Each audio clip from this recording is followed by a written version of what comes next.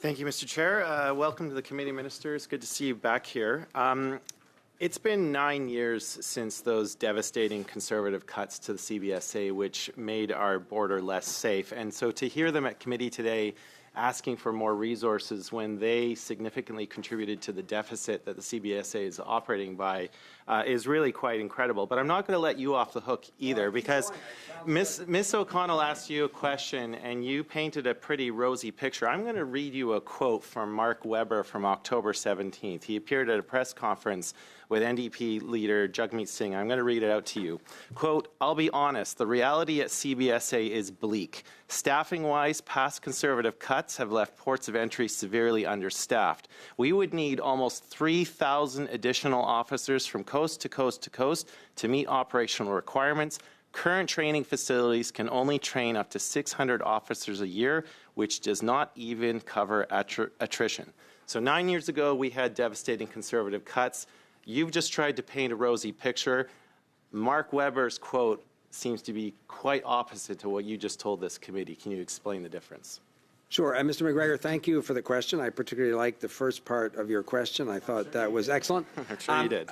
I would have, maybe I didn't paint a rosy picture, maybe a less somber picture, because we have, as I noted, increased the resources for the CBSA, but I recognize, Mr. McGregor, that we need to do more, and that the responsibility they have is enormous.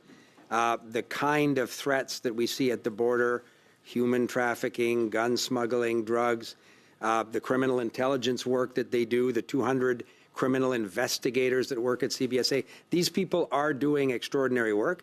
But I totally share the view you expressed, Mr. McGregor, and that the union president has said publicly that we can continue to increase the human resource posture. So that's exactly what I will be, I hope, talking about publicly in the next few weeks, recognizing that we can continue to do more. I think we have been supportive. I hope we've been supportive of the good work, but we haven't finished, and we look forward to, I hope, your support on exactly that, as we will do more. Thank you, Minister.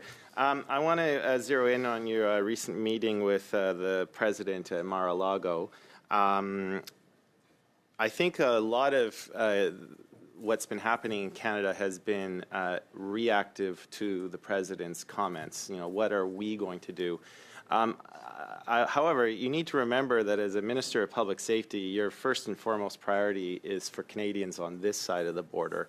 And of course, we have very real concerns on our side of the border with what is flowing into our country. There's a consequence in Canada to living beside the world's largest small arms manufacturer in the world. I'm wondering, Minister, how did you use that opportunity to present Canada's concerns, particularly with the flow of illegal firearms that are finding their way in many of Canada's major cities? Mr. McGregor, thank you for that question. And that is exactly, and almost in those words, something we addressed with President Trump and his future cabinet secretaries on Friday evening at Mar-a-Lago. The Prime Minister did say, when he was talking about their concerns around, for example, fentanyl and precursor chemicals and drugs, that we have for a long time worried about illegal firearms smuggled into Canada. And the RCMP and CBSA have talked to me about that. We need to work with American partners. We made that point to him, that that was something that we wanted to do in partnership with them. The FBI, their U.S. Customs and Border Patrol have a role to play. I think the CBSA, as I noted, has done some good work in that area. But again, we need to continue to lean in on that, because that particular issue is having devastating consequences for law enforcement officers and citizens in cities, big and small, across the country. So the conversation was very much, this is a bilateral and binational challenge. We talked about cocaine and methamphetamine that comes into Canada from the United States. So I think we wanted to impress upon the Americans that not only did we share their concerns, we had our own as well.